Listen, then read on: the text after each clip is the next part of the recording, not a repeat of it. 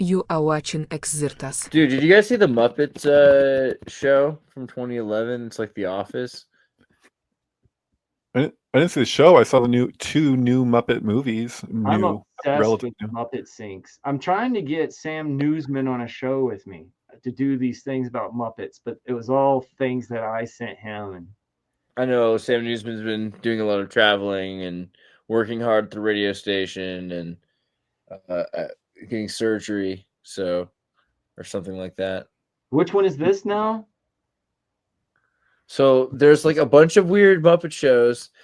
This one's from 2011, and it's about them basically working in an office place.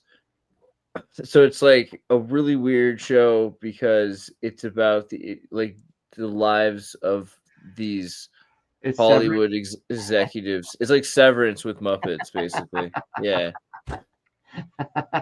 It's kind of awkward. I remember when it came out, it just was super awkward, so I didn't like it. But now looking, it's like because it's some sort of historical thing to look at the past, what the world was like in 2011. It's different somehow. It hits different, so it's actually kind of interesting that it exists. But have you guys heard of Eric with Babberdatch Cumberbink? Cumberbatch.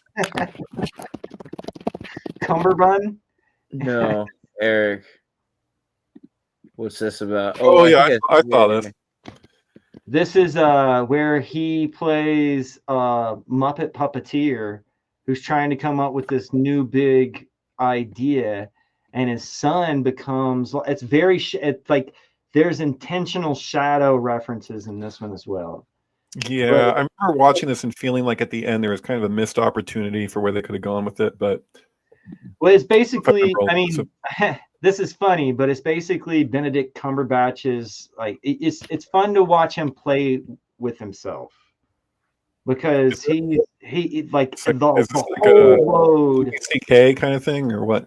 The whole load acting wise is on his shoulder, but yeah, it's a really good show. But it's just kind of sinky in a weird way because it's basically he becomes like a shadow of himself through the Muppet. Like he creates this Muppet and he talks to this like Muppet that's not there, and people can see him talking to it like it's there. I like that somebody in the comments says Gonzo reminds me of the plague mask. Think about it, Gonzo. People got gonzoed. That's kind of good. Never thought of that before. Yeah, that's crazy. Oh, I bet you there's got to be a fucking Muppet plague mask, man. If a Gonzo plague mask, that sounds awesome. Well, Gonzo's Hunter S. Thompson, right? Like that's Right. One of the things that I like is Muppets in Space. Is the one where they basically tell you what Gonzo is. That's a real sinky movie.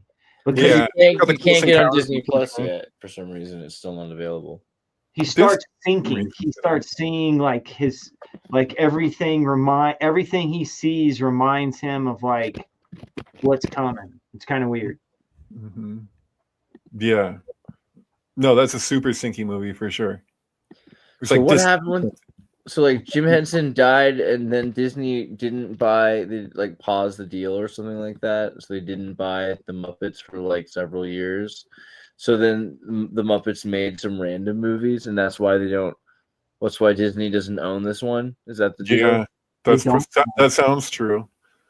The point at which Disney bought the Jim Henson company coincided to the time in which the Dark Crystal prequel was supposed to come out, and then it went completely dead. Like it got scrubbed from the internet, and then years went by, and then Netflix did a Dark Crystal prequel. And what I've gone off about this several times before, but I theorize that there's actually a Dark Crystal movie that never was given to the public, that was like filmed and produced, that only certain people have watched, because the kicker is, if you watch the Dark Crystal Age of Resistance, it ends at a certain point. There's no season 2. I don't think that they were really ever going to have a season 2, because I think the season 2 is actually a movie that was made before this. It's kind of hard to explain, but they couldn't make a kids movie about a Holocaust because all of those Gelfling had to get mass murdered, and so this prequel leads up to the mass murder, doesn't show it to you, and then that's that. Whereas like this, I think that there's actually 3 Dark Crystal things. I think that there's this, and then there's a prequel movie that we don't get to watch, and then there's the Dark Crystal. And well, like, I'm pretty sure. Oh, this comes back to Conley. A Labyrinth. I'm pretty sure there's a Labyrinth sequel in the works. Really? I don't know if it's rumored. Or yeah, like the Henson Muppet practical effects Labyrinth. Are they going to bring back David Bowie digitally? I mean, it could happen, right? Officially in works. But Eggers, that means it's going to be incredibly dark and oh god. Is it really going to be Eggers? You're talking about the guy who did Lighthouse? What? Yes. Eggers. No way. Nosferatu. Oh my god! Then it's going to kick ass. I was like, this sounds awful, but no, that'll probably be amazing. You're bring back David Bowie from the dead. Dude. It's going to be very dark, visual. It's going to be intense. Dude, I watched Nosferatu on Christmas Day. It was so goddamn good. I don't know what other people think, but Johnny Depp's daughter in there, like it looks like CGI when she's like has her like freak out thing, but it's not. Like she's an incredible actress, dude. That was nuts. But yeah, we've discussed it, I think. Yeah, have we not? Yeah. No, yeah. Because it's just definitely. It's weird because it's so like. You have first off, I understand Eggers always uses Dafoe, but you now have like Dafoe playing every aspect of Nosferatu. You know what I mean? Like Dafoe was in I think year 2000. They made the movie about the making of Nosferatu, where the guy's actually in real life a vampire. I'm pretty sure he's the vampire. Yes, he is. So it's weird because then you're seeing the actual because Nosferatu is basically just a take, like it's basically just a take on Dracula. Like there's same beat points. Well, they got sued, so they couldn't call it Dracula. That's what happened. They called it Nosferatu because they wouldn't let them, which is kind of weird when you think about it, because at that time they didn't have the rights to Dracula yet. Like, because it's so old, right? So, like, it's kind of weird to think about that there was like a copyright issue over Dracula back then. Right. So, but then in this version now from Eggers, you have the other guy is the guy from what's it called? Thank you. Yeah. So so his name is, look him up because he's going to be more important coming up. Noltz, I think his name is, because I think he's Lex Luthor in the new Superman movie. Wait, what did you say? Basically, Renfield. Over and over and over. Renfield, who's Dracula's helper. So he's in the movie Renfield, playing Renfield, and then in Nosferatu, his boss is Renfield. It's crazy. It's crazy. It's obscene because like every part of it's like such like a weird. Every part of Nosferatu has played that part of Nosferatu. Like everything there has to do with that storyline. Right. You know that in Melancholia, the way that all the characters were vampires, like not all of them, but like most of them. So like when you're looking, there'll even be a scene where they're like all around the table. If you play it. Melancholia with Melancholy and the Infinite Sadness, there's the line at the beginning of that one song where the world is a vampire.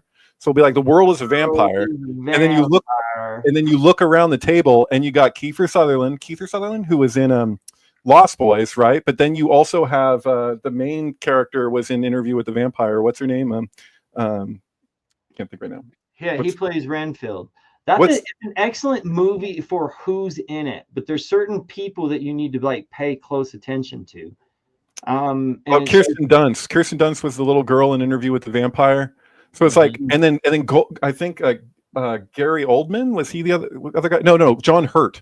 John Hurt was in some vampire series or something. I forget what it was. But if you look around that table, it's like everybody there played a vampire at some point or was in a vampire-related film. So it feels intentional, like, because I think that's like that archetype casting. You know that Eggers freaking archetype casted that whole thing with Nosferatu. There's no question. John Hurt and Only Lovers Left Alive.